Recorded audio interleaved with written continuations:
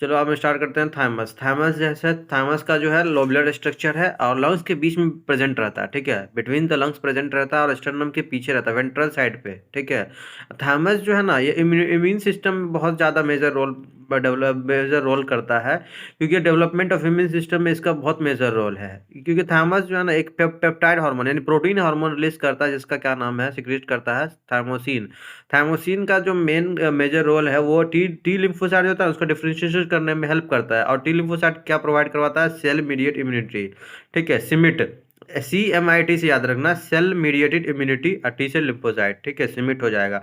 इसके अलावा थाइमोसिन जो है एंटीबॉडी प्रोडक्शन में भी हेल्प करता है, प्रमोट करता है, ह्यूमरल इम्यूनिटी प्रोवाइड करता है, ठीक है। थाइमस थाइमस जो होता है ना, जब से ऑल इंडिविजुअल एज वाले पीपल में ये डिक्रीज होते रहता है, इसका जो प्रोडक्शन है थाइमोसिन बनाने का वो डिजनरेट होते रहता है। इसीलिए जो जो ओल्ड पर्सन होता है उसका इम्यून सिस्टम वीक होता है। टोटल थाइमोसिन जो है ना, बेसिकली अगर थाइमोसिन को समझा जाए तो ये जो है इम्यून सिस्टम प्रोवाइड करवाता है, इम्यून सिस्टम को डेवलपमेंट में हेल्प करता है। इसका दो मेजर रोल करता है, एक तो टी लिम्फोसाइट पे एक्ट करता है और सेल मीडिएट इम्यूनिटी बनाता है, दूसरा ह्यूमरल इम्यूनिटी पे एक्ट करता है और एंटीबॉडी प्रोड्यूस करवाता है, ठीक है। नेक्स्ट हम बात करते हैं एड्रिनल ग्लैंड पाया जाता है, ठीक है। और इसका पोजीशन याद, लोकेशन याद रखना, किडनी के एंटीरियर पार्ट पे रहता है। अब एक दो एड्रिनल ग्लैंड भी प्रेजेंट होगा, ठीक है। अब जो ग्लैंड होता है वो दो टाइप के टिश्यू से मिलकर बना होता है। जो सेंट्रल में टिश्यू प्रेजेंट होता है उसको एड्रिनल मेडुला बोलते हैं, जो बाहर आउटसाइड रहता है उसको एड्रिनल कोर्टेक्स बोलते हैं। आप देखो, एड्रिनल कोर्टेक्स के द्वारा जो हार्मोन रिलीज होगा, अगर उसका अमाउंट कम हो जाता है, अगर एड्रिनल कोर्टेक्स द्वारा लो प्रोडक्शन करेगा, अंडर प्रोडक्शन करेगा, तो उसमें क्या होता है, कार्बोहाइड्रेट मेटाबॉलिज्म में चेंज आ जाएगा, जिसकी वजह से एक्यूट वीकनेस आता है। उसका जो सिम्टम्स है, एक्यूट वीकनेस के बाद थकान जल्दी होगा, फटीग फील करेगा, और उस डिजीज को क्या नाम कहेंगे, एडिसन डिजीज बोला जाता है। नेक्स्ट हम बात करते हैं एड्रिनल मेडुला। मेडुला की बात करते हैं तो ये दो हार्मोन रिलीज करता है, एड्रिनलिन और एपिनेफ्रिन, और नोर एड्रिनलिन और नोर एपिनेफ्रिन, ठीक है। कॉमनली इन दोनों को मिला के कैटाकोलामाइन बोला जाता है।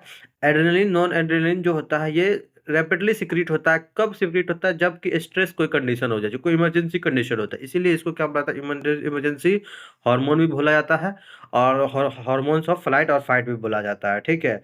तो ये हार्मोन क्या काम करता है ना, अलर्टनेस बढ़ा देता है, पिपुलरी डायलेशन बढ़ा देता है, ठीक है। पाइलो इरेक्शन कर देता है, यानी हेयर रोंगटे खड़े हो जाता है, स्वेटिंग, पसीना आने लगता है। दोनों हार्मोन जो है ना हार्ट बीट बढ़ा देता है, दोनों both the hormone increase the heart beat, heart का कंडक्शन बढ़ा देता है, रेस्पिरेशन रेट बढ़ जाएगा। अब कैटाकोलामाइन जो है ये इसका क्या इंपॉर्टेंट है, ये जो है ग्लाइकोजन को तोड़ने में, मतलब ब्रेक डाउन करने में हेल्प करता है, जिसकी वजह से ग्लूकोज का लेवल ब्लड में बढ़ जाता है। अब देखो, एक वर्ड याद रखना, break down of glycogen. Glycogen जब टूटेगा तो ग्लूकोज बनाता है, तो ग्लूकोज जब बढ़ेगा तो कहाँ पे, ब्लड में बढ़ जाएगा। इसके अलावा जो कैटाकोलामाइन है इसका लिपिड में भी ब्रेकडाउन, लिपिड प्रोटीन के ब्रेकडाउन में भी हेल्प करता है, ठीक है। अब हम एड्रिनल कोर्टेक्स की बात करते हैं, तो एड्रिनल कोर्टेक्स जो आउटसाइड वाला पार्ट था एड्रिनल ग्लैंड का, उसका फर्दर 3 लेयर में बांटा जाता है, ठीक है। पहला जो है जोना रेटिकुलरिस जो अंदर वाला लेयर है, जोना फेस्कुलेटा जो मिडल वाला लेयर है, जोना ग्लोमेरुलोसा जो आउटर लेयर है, ठीक है। तो एड्रिनल कोर्टेक्स जो बहुत सारा हार्मोन रिलीज करता है उसको कॉमनली क्या बोला जाता है, कोर्टिकॉइड्स। एड्रिनल कोर्टेक्स बहुत सारा हार्मोन सिक्रेट करता है, जिसे कॉमनली क्या बोलते हैं, कोर्टिकॉइड्स। कोर्टिकॉइड्स जो है उसका इन्वॉल्वमेंट होता है कार्बोहाइड्रेट, अगर जो कोर्टिकॉइड्स का इन्वॉल्वमेंट कार्बोहाइड्रेट मेटाबॉलिज्म में हो, वैसे हार्मोन को ग्लूकोकोर्टिकॉइड्स बोला जाता है, ठीक है। हमारे बॉडी में अगर कोर्टिसोल जो मेन है वो ग्लूकोकोर्टिकॉइड ही है, ठीक है।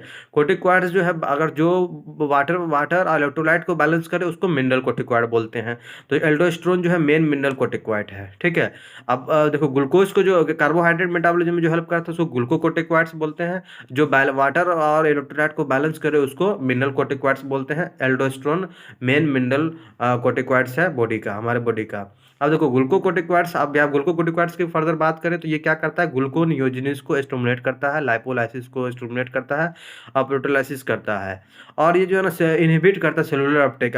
देखो, एमिनो एसिड का जो है ना ये सेलुलर अपटेक को इनहिबिट कर देता है, ठीक है, और यूटिलाइजेशन करवा देता है एमिनो एसिड का। कोर्टिसोल जो है वो उसका एक और फंक्शन होता है, ये कार्डियोवास्कुलर सिस्टम और किडनी में बहुत ज़्यादा किडनी फंक्शन में बहुत इंपॉर्टेंट रोल करता है, ठीक है। ग्लूकोकोर्टिकॉइड्स पार्टिकुलरली कोर्टिसोल की अगर हम बात करें तो ये एंटी इन्फ्लामेटरी रिएक्शन में हेल्प करता है, इम्यून सिस्टम को सप्रेस करता है। नेक्स्ट हम बात करते हैं कोर्टिसोल। कोर्टिसोल जो है आरबीसी प्रोडक्शन को बढ़ाता है। थायराइड ग्लैंड भी आरबीसी प्रोडक्शन में हेल्प करता था, तो कोर्टिसोल भी आरबीसी प्रोडक्शन को स्टिमुलेट करता है, ठीक है। एल्डोस्टेरोन जो है कहाँ पे काम करेगा, रीनल ट्यूब्यूल में काम करेगा। अब एल्डोस्टेरोन का फंक्शन की बात करें तो एल्डोस्टेरोन कहाँ पे काम करता है, रीनल ट्यूब्यूल में, ठीक है। और क्या करता है, एब्जॉर्प्शन किसका किसका करता है, रीअब्जॉर्प्शन किसका किसका करता है, Na+ और वाटर का रीअब्जॉर्प्शन कराएगा। एक्सक्रीशन किसका किसका करेगा, K+ और फॉस्फेट का। एल्डोस्टेरोन रीनल ट्यूब्यूल पे वर्क करेगा और रीअब्जॉर्प्शन किसका करेगा, Na+ और वाटर का, और एक्सक्रीशन किसका क्या क्या करेगा, K+ और फॉस्फेट का। इसीलिए एल्डोस्टेरोन जो है वो इलेक्ट्रोलाइट बॉडी इलेक्ट्रो मेंटेनेंस का काम करता है। Electrolyte body fluid, osmotic pressure, blood pressure को मेंटेनेंस में हेल्प करता है। अब देखो स्मॉल अमाउंट में androgenic steroid hormone also secret होता है एड्रिनल कॉर्टेक्स से, जो जिसका मेजर रोल क्या होता है ना, वो growth, pubic hair, axial hair, facial hair सब में प्यूबर्टी आने पर इंपॉर्टेंट रोल करता है एंड्रोजेनिक टेस्टोस्टेरोन, ठीक है। स्मॉल अमाउंट में सीक्रेट होता है। नेक्स्ट हम बात करते हैं पेनक्रियाज की। पेनक्रियाज जो है एक कंपोजिट ग्लैंड है जो दो दो से मिलकर बना होता है, ठीक है। एक्ट है विच एक्ट है बोथ एक्सोक्राइन एंडोक्राइन। पेनक्रियाज जो है एक्सोक्राइन एंडोक्राइन दोनों की तरह काम करता है। एंडोक्राइन का पार्ट, पेनक्रियाज का एंडोक्राइन का पार्ट करें तो ये किससे मिलकर बना होता है, आइसोलेट ऑफ लैंगरहैंस से मिलकर बना होता है। और ये कितना, इसका number 1 to 2 million isolate of Langerhans होता है एक नॉर्मल ह्यूमन बींग में। नॉर्मल ह्यूमन बींग के पेनक्रियाज में कितना होता है, 1 to 2 million isolate of Langerhans पाया जाता है, जो क्या रिप्रेजेंट करता है, 1 to 2% ऑफ पेनक्रियाटिक टिश्यू का, ठीक है। पेनक्रियाटिक टिश्यू का 1 to 2% रिप्रेजेंट करता है, ठीक है। अब देखो आइसोलेट ऑफ लैंगरहैंस को फर्दर दो टाइप्स में बांट दिया जाता है, अल्फा सेल और बीटा सेल। अल्फा सेल क्या सीक्रेट करता है, अल्फा सेल सीक्रेट करता है एक हार्मोन जिसका नाम ग्लूकागोन है, और बीटा सेल क्या सीक्रेट करता है, इंसुलिन। तो पहले इंसुलिन, ठीक है। अब ग्लूकागोन की बात करें तो ग्लूकागोन एक पेप्टाइड हार्मोन है जो कि glucose, normal glucose level maintain करने में इंपॉर्टेंट रोल करता है, ठीक है। ग्लूकागोन जो है मेनली कहाँ पे काम करेगा, लीवर पे काम करेगा, हेपेटोसाइट, और स्टिमुलेट करेगा ग्लाइकोजिनोलाइसिस, ठीक है। रिजल्टिंग देखो ग्लाइकोजिनोलाइसिस का मतलब ग्लाइकोजन को तोड़ना। अब ग्लाइकोजन जब टूटेगा तो क्या बढ़ जाएगा, ग्लूकोज बढ़ेगा कहाँ पे, ब्लड में, ठीक है। तो ये जो है ग्लूकागोन जो है ब्लड शुगर लेवल बढ़ा देता है, इसको क्या बोला जाता है, हाइपरग्लाइसीमिया, ठीक है, हाइपरग्लाइसीमिया। इसके अलावा जो है ये हार्मोन जो है ग्लूकोनियोजेनेसिस भी में भी हेल्प करता है, ठीक है। अब देखो नया ग्लूकोज बनाने में भी हेल्प करता है। अब नया ग्लूकोज भी बढ़ाएगा तो क्या कंट्रीब्यूट करेगा, हाइपरग्लाइसीमिया में रोल इंपॉर्टेंट प्ले रोल करेगा। नेक्स्ट हम बात करते हैं, अब ग्लूकागोन जो है रिड्यूस कर देगा सेलुलर अपटेक को, सेलुलर ग्लूकोज अपटेक को और यूटिलाइजेशन। देखो जो ग्लूकागोन है ना, अगर कोई सेल है, ठीक है, उसको ग्लूकोज नहीं लेने देता है, रिड्यूस कर देता है उसका एबिलिटी को, यूटिलाइजेशन और अपटेक को कम कर देता है, ठीक है। इसलिए ग्लूकागोन को क्या, कौन सा हार्मोन बोला गया, hyperglycemic hormone, hyperglycemic hormone, ठीक है। इंसुलिन की हम बात करें तो इंसुलिन कैसा हार्मोन है, प्रोटीन हार्मोन है, पेप्टाइड हार्मोन है, और ये भी केस में हेल्प करता है ग्लूकोज के हेमोस्टेसिस में हेल्प रेगुलेट करता है, ठीक है। ग्लूकागोन और इंसुलिन दोनों मिलकर ग्लूकोज होमोस्टेसिस में रेगुलेट करता है। इंसुलिन क्या कहाँ पे काम, ये भी लीवर पे वर्क करेगा, हेपेटोसाइट में और एडिपोसाइट में। और ये ग्लूकोज लेवल और ग्लूकोज के यूज और ग्लूकोज के यूज, ठीक है, ग्लूकोज के यूटिलाइज और अपटेक को बढ़ा देता है, ठीक है। देखो ग्लूकागोन जो है ग्लूकोज के यूज और अपटेक लेने और यूज करने के रेट को कम कर देता है, जबकि इंसुलिन जो है ग्लूकोज के अपटेक और लेने और यूटिलाइज करने की पावर को बढ़ा देता है, ठीक है। जिसकी वजह से क्या होता है ना, ग्लूकोज लेवल ब्लड से हेपेटोसाइट में बढ़ जाता है, decrease blood glucose level blood में घट जाता है, ठीक है। जिसकी वजह से ग्लूकोज लेवल ब्लड में घट जाएगा, इसको क्या कहते हैं, हाइपोग्लाइसेमिया कंडीशन बोला जाता है। इंसुलिन जो है क्या काम करता है, देखो इंसुलिन एक और जगह ग्लूकोज, ब्लड में ग्लूकोज लेवल कम करना है तो इंसुलिन एक तो पहले यूटिलाइज बढ़ा देता है, दूसरा क्या क्या काम करता है, जो ग्लूकोज अगर ब्लड में है उसको ग्लाइकोजन में कन्वर्ट कर देता है। तो इसको क्या प्रोसेस बोलते हैं, ग्लाइकोजिनेसिस, ठीक है। अब देखो ग्लूकोज जो है, हाँ, अब देखो ग्लूकोज का जो मेंटेन करना ब्लड में, अगर ब्लड में होमोस्टेसिस, ग्लूकोज का होमोस्टेसिस कौन मेंटेन करता है, तो ये ज्वाइंटली इंसुलिन और ग्लूकागोन मिल के काम करता है, दोनों मिल के ही होमोस्टेसिस को, ग्लूकोज के होमोस्टेसिस को मेंटेन करता है, ठीक है। अब हम देखो अगर हाइपरग्लाइसेमिया प्रोलॉन्ग बहुत लंबे समय तक हाइपरग्लाइसेमिया अगर रहे तो ये कम्प्लेक्स डिसऑर्डर क्रिएट कर देगा, जिसका नाम डायबिटीज मिलाइटस है, ठीक है, डायबिटीज मिलाइटस।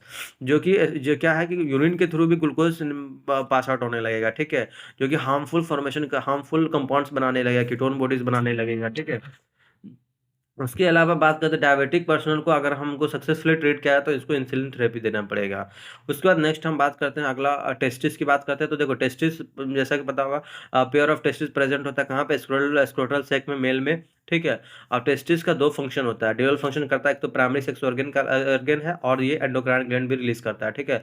टेस्टिस जो है किसके मिलकर बना होता है, सेमिनिफरस ट्यूब्यूल से, एस्ट्रोमा इंटरस्टिशियल टिश्यू से मिलकर बना होता है। इसमें लेडिक सेल प्रेजेंट होता है, ठीक है, जो कि एक हार्मोन रिलीज करता है, क्या नाम है उसका, एंड्रोजन, जो कि मेनली टेस्टोस्टेरोन बोलते हैं उसको, ठीक है। एंड्रोजन का क्या काम है, देखो इसका मेन मेन जो काम होता है ना, एंड्रोजन का मेन काम होता है जो मेल एक्सेसरी ऑर्गन है उसका डेवलपमेंट करना, मैच्योरेशन करना, फंक्शन फंक्शन में रेगुलेट करना, ठीक है।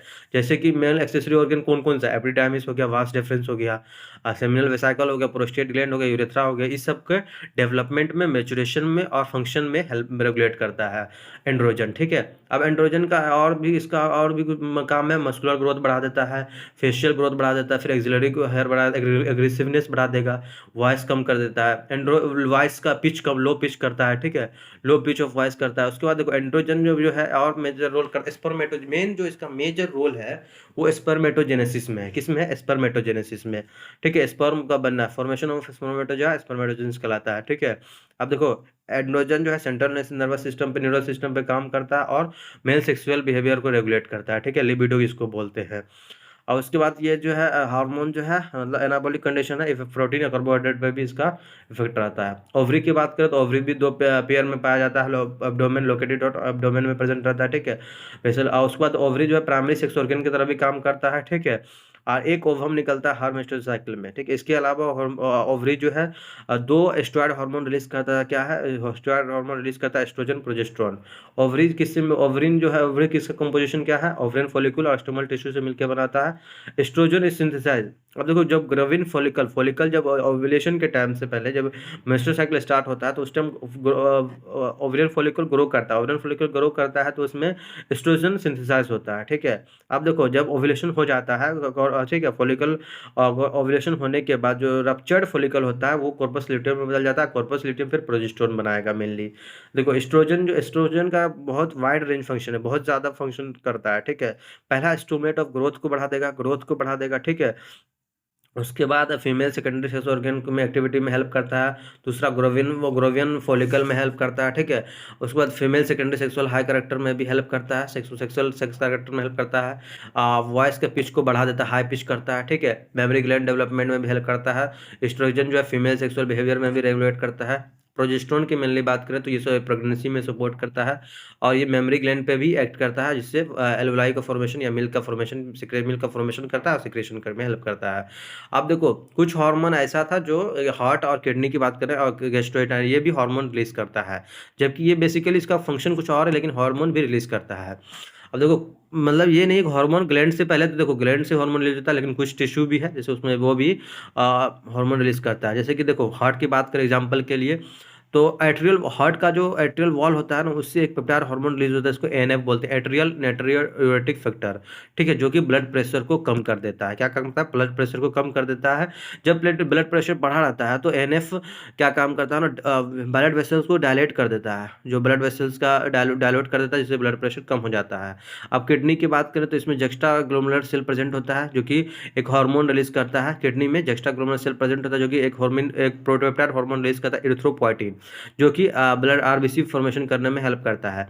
अब हम जीआईटी की बात करें, गैस्ट्रो इंटेस्टाइनल ट्रैक्ट की बात करें तो इसमें 4 पेप्टाइड हार्मोन मेनली प्रेजेंट होता है, गेस्ट्रिन, सिक्रेटिन और कोलसाइटोकाइनिन, और उसके बाद कोलसाइटोकाइनिन और गैस्ट्रिक इनहिबिटरी पेप्टाइड हार्मोन, ठीक है। गेस्ट्रिन का क्या काम है, पहले गेस्ट्रिन की बात करें तो ये गैस्ट्रिक ग्लैंड पे एक्ट करेगा और एचसीएल और पेप्सिनोजन को बढ़ा देगा, स्टिमुलेट करेगा, सिक्रेशन को बढ़ाएगा। सिक्रेटिन का क्या काम है, ये पेनक्रियास पे, एक्सोक्राइन पेनक्रियास पे काम करेगा और सिक्रेशन ऑफ वाटर और बाइकार्बोनेट सिक्रेशन को बढ़ा देगा।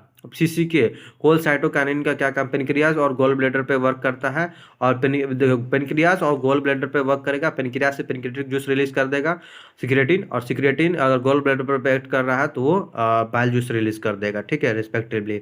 अब देखो गैस्ट्रो इनहिबिटरी पेप्टाइड हार्मोन क्या काम करता है, ये गैस्ट्रिक सिक्रेशन को इनहिबिट करता है, मोटिलिटी को इनहिबिट कर देता है, ठीक है।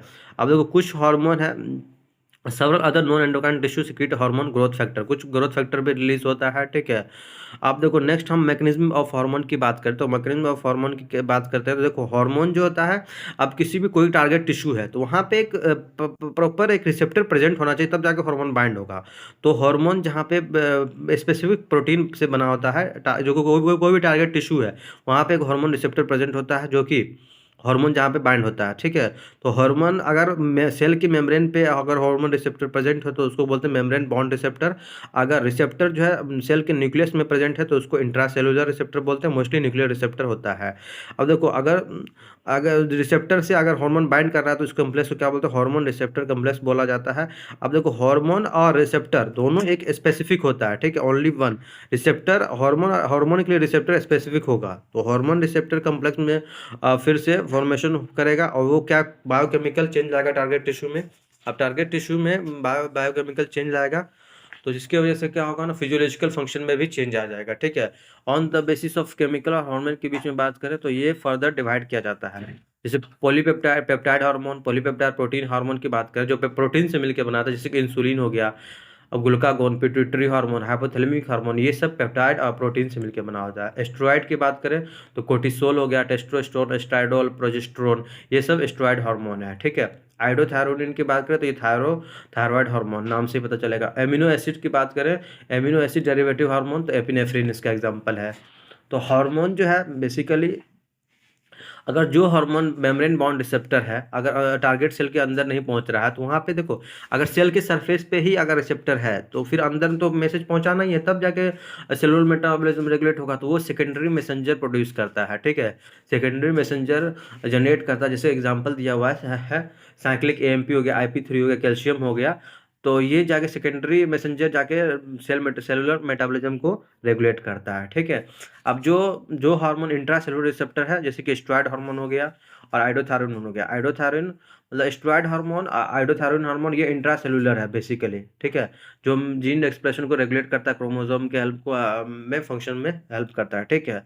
अब देखो कॉम्युलेटिव बायोकेमिकल, आप देखो बायोकेमिकल में अगर चेंज आ रहा है तो फिर फिजियोलॉजिकल और डेवलपमेंट में भी इफेक्ट दिखेगा, ठीक है। अब दोनों डायग्राम में, दोनों डायग्राम में देखो, पहला जो डायग्राम दिया गया है वो मेम्ब्रेन रिसेप्टर हार्मोन है, ठीक है, ये मेम्ब्रेन पे बाइंड हो रहा था, यहाँ पे सेकेंडरी मैसेंजर आ रहा है, जैसे कि सेकेंडरी मैसेंजर साइक्लिक एएमपी और कैल्शियम है, ठीक है। इसमें बायोकेमिकल में चेंज आएगा, बायोकेमिकल चेंज आने के बाद फिजियोलॉजिकल रिस्पॉन्स आएगा, ठीक है।